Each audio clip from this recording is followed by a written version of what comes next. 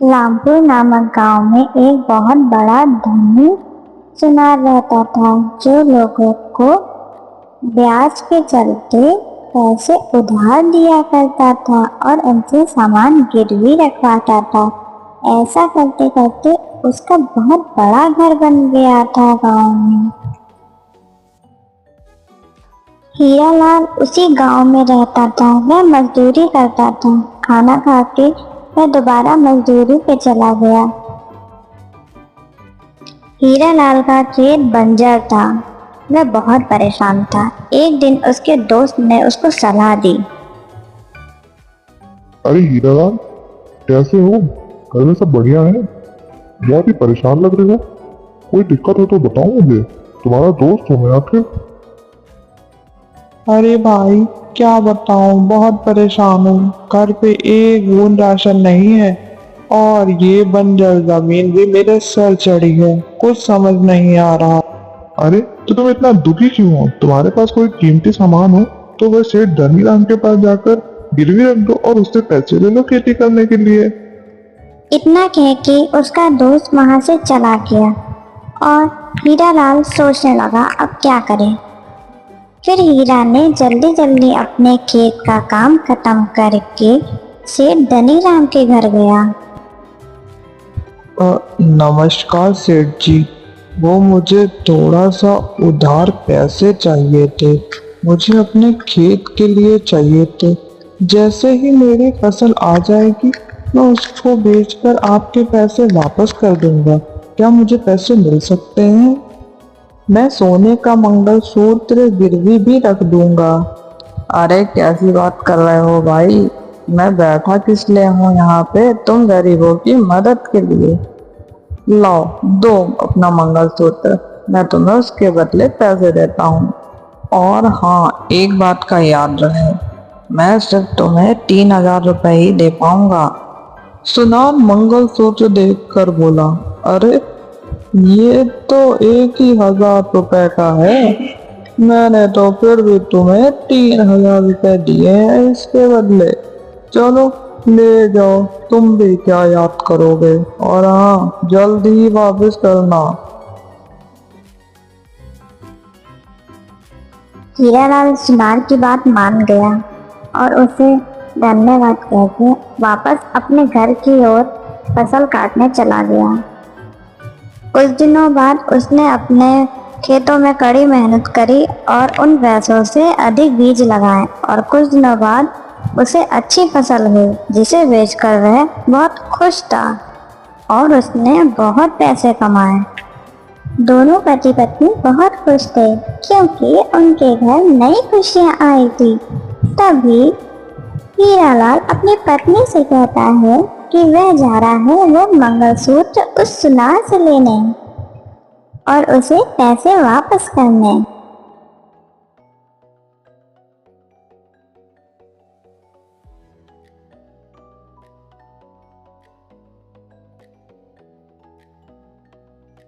अरे सेठ जी, नमस्कार। कैसा चल रहा है आपका धंधा?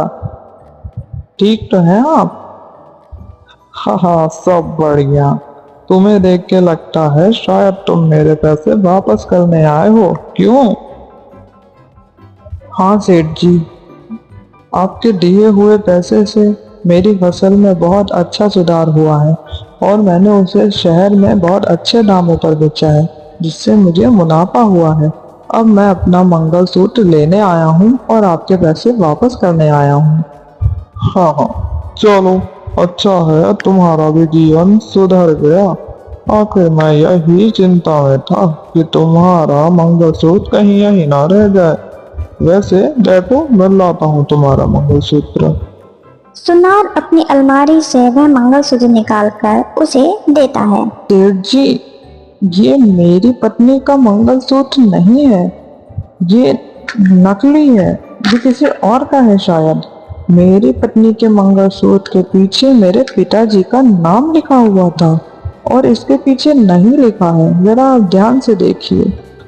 अरे अब तुम ये क्या बात कर रहे हो? तुम्हें क्या लगता है मैंने ये मंगलसूत्र बदल दिया? मैं चोर हूँ? ये बात तुम्हें पहले बतानी चाहिए थी कि तुम्हारे मंगलसूत्र के पीछे तुम्हारे पिताजी का नाम लिखा है। देखो, जो तुमने मुझे दिया मैंने तुम्हें वापस किया। अब तुम जानो और तुम्हारा काम जाने। आज तक किसी ने मेरे ऊपर ऐसा इल्जाम नहीं लगाया। तुम पहले इंसान हो ऐसे। अरे ऐसी बात नहीं है सेठ जी, मैं तो आपके पैसे वापस नहीं करने आया था, लेकिन वह मेरी पत्नी का मंगलसूत्र है, वो तो मुझे दे दीजिए। एक बार आप देख तो लीजिए, शायद हो आपके पास। अरे भाई, अजीब बेगैरत इंसान हो तुम। कैसे पीछे पड़ गए हो मेरे, जैसे कि मैं चोर। एक तो मैं मदद करूं, ऊपर से मुझे ही झूठ बताओ। वह उदास होके वो मंगलसूत्र लेके वापस जाने लगा। जंगल में चलते चलते उसे उसका दोस्त रास्ते में मिला और उसने उसको वहाँ की सारी बातें बताई। जंगल में चलते चलते उसे उसका दोस्त रास्ते में मिला और उसने उसको वहाँ की सारी बातें बताई। उसने अपने दोस्त को वह मंगलसूत्र भी दिखाया। अरे भाई, तुम परेशान मत हो। तुम गांव के सरपंच जी के पास जाकर ये बात बताओ, वह जरूर तुम्हारा फैसला करेंगे। मुझे कुछ समझ नहीं आ रहा है, मैं क्या करूं? और घर जाकर अपनी पत्नी को मैं क्या बताऊंगा कि उसका मंगलसूत्र मैं नहीं वापस ला पाया? अरे दोस्त, दिल छोटा मत करो। तुम सरपंच जी के पास जाओ और परेशान मत हो, वह जरूर तुम्हारी बात सुनेंगे। हरी अपने दोस्त की बात सुनकर धीरे धीरे सरपंच जी के घर की ओर चलने लगा और उनके पास पहुंचकर उसने सारी आगबीती उन्हें बताई। सरपंच जी, सुनार ने मेरा मंगलसूत्र बदल दिया है, मेरी मदद करें। क्या सबूत है तुम्हारे पास कि यह मंगलसूत्र तुम्हारा ही है? अगर तुम्हारे पास कोई सबूत है तो तुम दिखाओ मुझे। सरपंच जी, वह मंगलसूत्र मेरा पुश्तैनी मंगलसूत्र है, जिसके पीछे मेरे पिताजी का नाम लिखा हुआ है। और जो सुनार ने मंगलसूत्र दिया है उसके पीछे कोई भी नाम नहीं लिखा हुआ है। सरपंच जी के कहने पे सरपंच जी का आदमी उस सुनार को घर लेकर आ जाता है।